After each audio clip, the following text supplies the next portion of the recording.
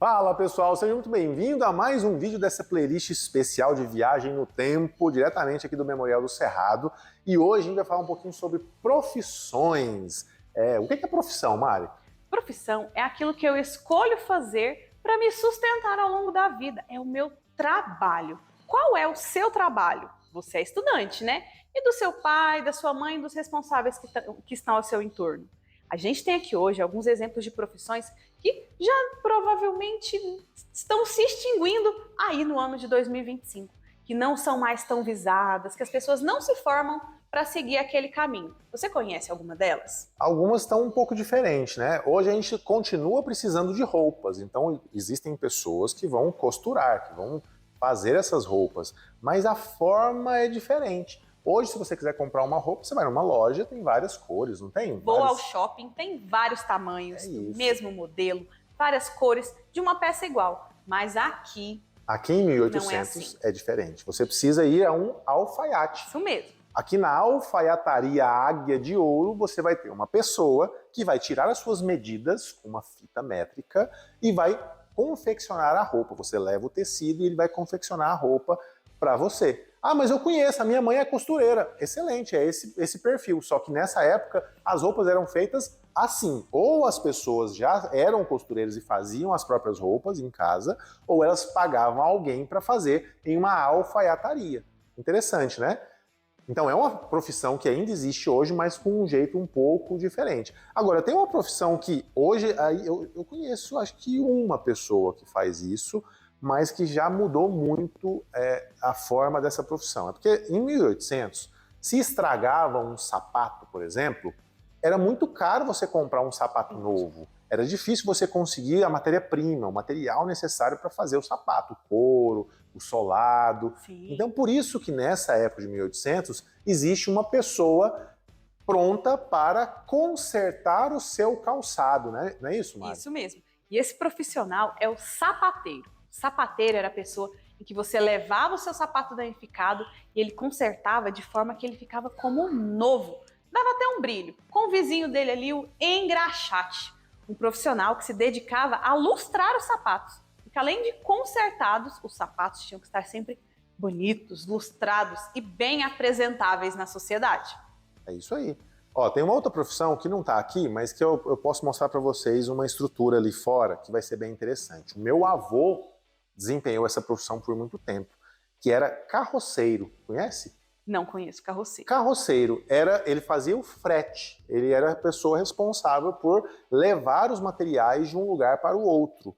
E o meu avô, como carroceiro, ele se especializou na área de transportar lenha, porque nessa época de 1800 as pessoas cozinhavam utilizando fogão a lenha.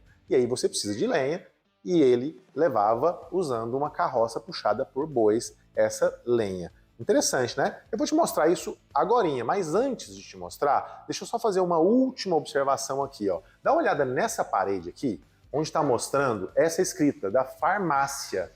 Olha que interessante. Farmácia com PH. Será que o pessoal errou aqui, Mari? Não errou. É porque a nossa língua portuguesa, ela é uma língua viva, né? Ela vai mudando ao longo dos anos. Nós vamos agregando palavras, mudando a forma com que nós escrevemos as coisas. Tudo muda. Como, por exemplo, o pai do professor Éder era carroceiro. Hoje em dia a gente chama de entregador e o que ele fazia, essa entrega, hoje a gente chama de delivery. É isso aí. A nossa língua portuguesa vai mudando e é o que aconteceu aqui. Eu tinha uma farmácia com som de F, mas escrito com PH. Legal, né? Vamos lá conhecer o carroção de boi? Vamos lá?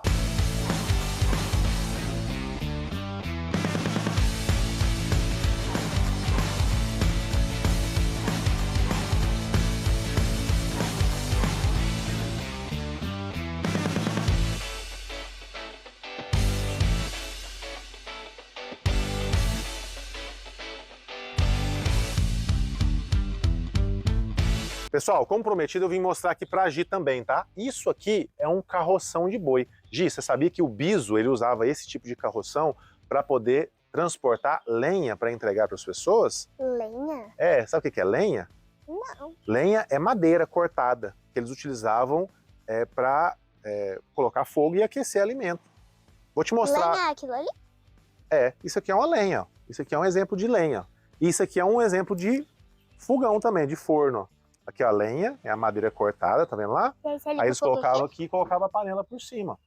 E aquecia para fazer comida, tá? É um fogão a lenha. A gente tem outros formatos de fogão a lenha que a gente vai mostrar ali no vídeo, tá passando agora. O da vovó Sena também. A vovó Sena tem um fogão a lenha, muito bom. E aí eles precisavam transportar a lenha para as pessoas cozinharem, não tinha gás naquela época, né? Ou nessa época que a gente está aqui. Então eles usavam esse tipo de estrutura de carroça puxada por cavalo, ou mais precisamente por bois, tá? Eles puxavam isso aí. Aí eles usavam...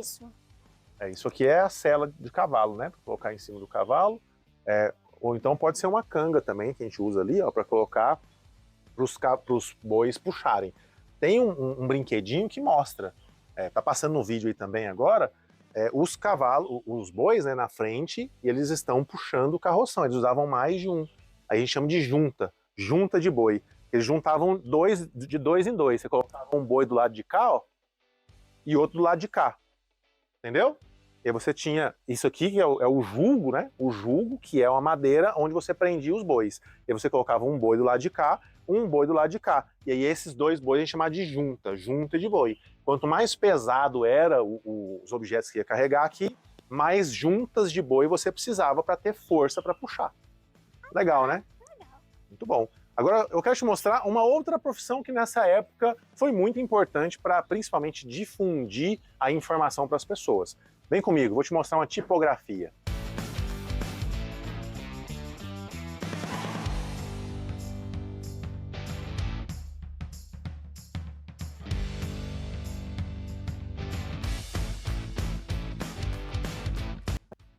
Mari, o que você está fazendo aí? Eu estou escolhendo um tipo. Tipo? Tipo assim o quê? Tipo são essas pecinhas pequenininhas que se parecem com carimbos. Sabe os botões do seu teclado do computador, do celular? Sei. São pequenos carimbinhos com as letras que você tem no alfabeto, que você tem no teclado, que servem para fazer os jornais e textos da tipografia. Eu estou tentando formar aqui o meu nome. Ah, entendi. Olha só, é isso aqui, ó. Vê se você consegue. Isso aqui tem a letra W. Consegue visualizar? É a letra W. Você tem cada tipo desse aqui, pecinha desse aqui, tem uma letra. Deixa eu te mostrar como é que funciona na lógica. Você vai pegar isso aqui e você vai posicionando os tipos até formar as palavras que você deseja. E aí, a partir disso, você vai montar um gabarito que você vai utilizar naquela máquina que está bem ali, que eu vou te mostrar agora, para poder fazer uma página de um livro. É bem interessante. E olha, antes de mostrar aquela máquina, eu vou te mostrar essa outra máquina, que é a máquina de escrever, ó. Funciona da mesma forma. Dá uma olhada aqui mais perto, aqui, Rodrigo. Aqui você tem os tipos, só que eles estão presos, ó. Aqui tem as letras, tá vendo? Você tem uma fita, essa fita tinha tinta. Quando você apertava, essa fita se esticava e esse tipo batia em cima da fita com tinta e batia no papel que estava aqui atrás. E aí ia fazendo a marcação no papel. Então, a máquina de escrever é uma forma bem avançada para você escrever textos, né, e fazer folhas. Mas tem uma máquina onde você fazia isso para fazer cópia de livros, que é uma que a Mari vai mostrar para você bem ali agora, olha só. Então, olha só o tamanho dessa máquina que era utilizada para produzir um jornal, uma folha de livro. É uma máquina que exige força. Então, eu tinha que destravar a roda e ir puxando. Aqui, ó, a gente colocava tinta, essa tinta ia passar aqui embaixo. Deixa eu girar aqui, vai girando aí, Mari. A Mari ficou com a parte mais pesada, olha só. Aí esse negócio que estava com a tinta passava em cima dos tipos que está aqui, ó. Marcava com tinta aqui. E aí quando esse negócio subia de novo, passava a tinta e aqui tinha o papel, onde esse papel ia colar ali, ó, e fazer a marcação. Nisso você fez uma página do livro. Aí você teria que agora parar, trocar ali todas as coisas para fazer a outra página. Então era uma forma de eles fazerem cópias. Eles gravavam, eu vou fazer 20 volumes. Então eu precisava de 20 páginas iguais. Cada volume tem uma página igual, né? Eles faziam 20 cópias dessa, depois vinha, trocava os tipos, colocava outra página e fazia outra página, mais 20, assim, ia até fazer as enciclopédias. Que trabalhão, hein? E se eu erro, como que eu dou o delete? Não tem jeito, aí você tem que fazer tudo de novo. É por isso que tinha que ter muita paciência, muito foco, prestar muita atenção para você não errar. E aí você tinha objetos como esse aqui, ó, dá uma olhada. Aqui tem algumas representações de textos que eram feitos, jornais, né, que eles compartilhavam as informações. A gente tá até aqui tentando fazer funcionar essa máquina de escrever aqui, mas não vai funcionar, meu bem. Essa aqui tem muitos anos, ó. Tinha até um curso, Gi, você sabia que tinha um curso que chamava de datilografia, sabia? Não. Datilografia era um curso que... Filha de costa aqui não, isso, o pessoal te vê, ó. Datilografia era um curso onde a pessoa aprendia a digitar aqui, ó. Depois a gente virou digitação, né, que a gente usa no computador, mas aqui era datilografia porque ele tinha que datilografar. Ele apertava nos botões e eles aprendiam a fazer isso aqui muito rápido, para poder fazer a marcação aqui, ó. Mas eu não poderia ver o botão. As minhas mãos, no curso, ficavam cobertas. Você tinha que decorar a posição de tudo. Sem ver os botões. E quanto mais rápido você fazia isso, melhor você era, mais dinheiro você recebia. Interessante, né? Aqui? Ah, tem todas as letras aí, né? Eu quero fazer meu nome. Bacana, né? Profissões. Elas existem ao longo dos anos, elas vão modificando, mas sempre com o propósito de você contribuir para a sociedade de alguma forma e conquistar a sua subsistência para manter você e a sua família. Mas falando em subsistência, se as pessoas ganhavam dinheiro, elas tinham que gastar em algum lugar, né, Mari? Onde será que elas gastam os reais que elas ganham? Aliás, aqui onde nós estamos, nem existe real. A moeda que corre por aqui é outra. Várias outras. Eu nem sei te dizer qual é dessa época aqui. Se é mirréis, se é contos de réis, cruzeiros, cruzados, eu não tenho nem ideia. Eu vou descobrir. Aliás, se você souber, coloca nos comentários aí, tá bom? E vamos conhecer onde eles gastam? Vamos conhecer um mercadinho nessa época.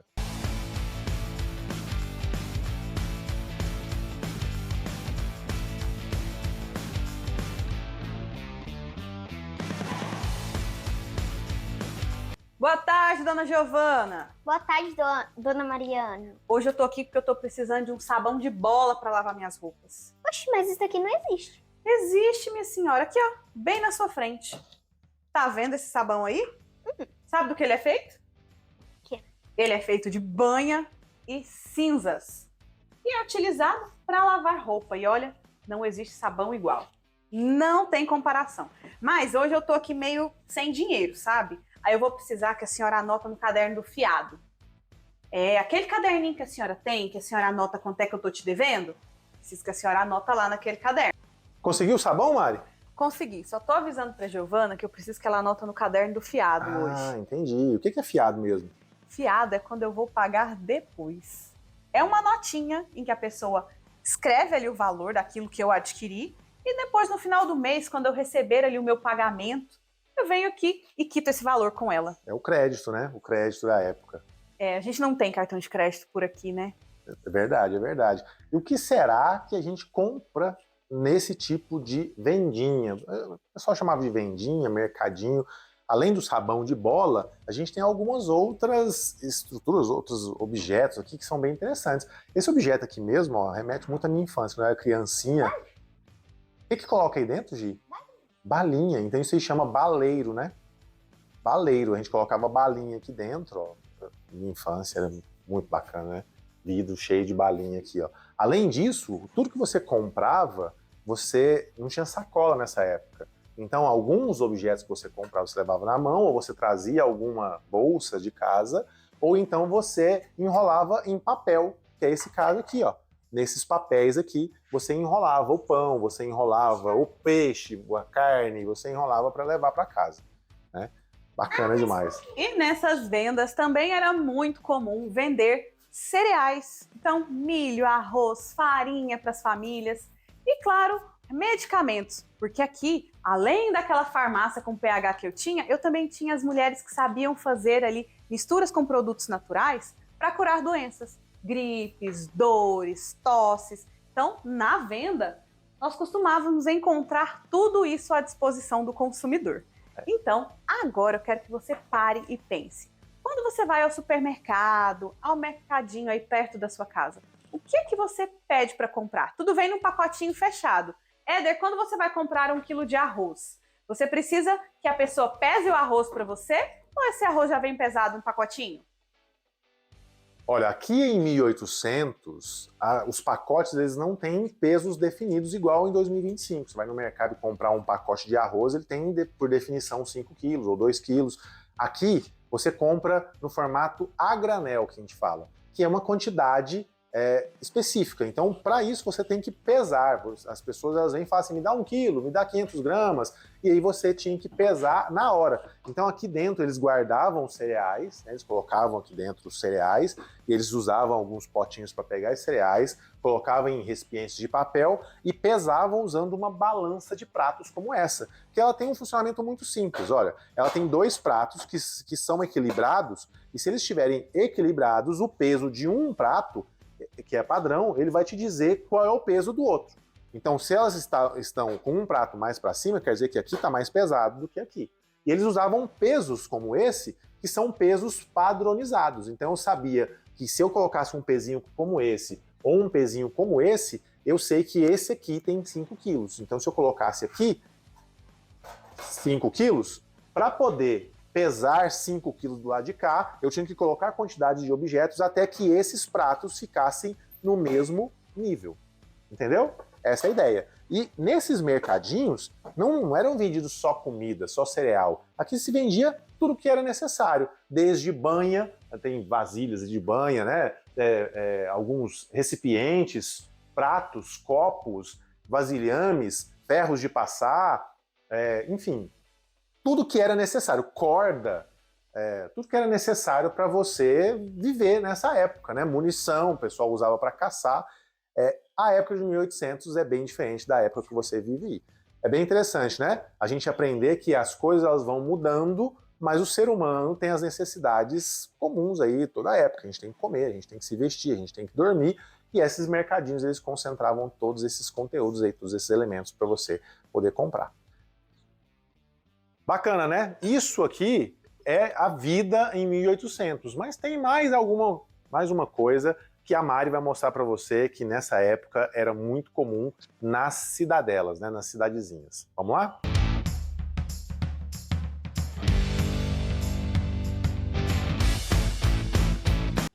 E é muito comum em cidades aqui nessa época que elas se desenvolvam em torno de uma praça, de uma igreja matriz, que é onde as pessoas se encontram para as vivências, se encontram para as festas religiosas.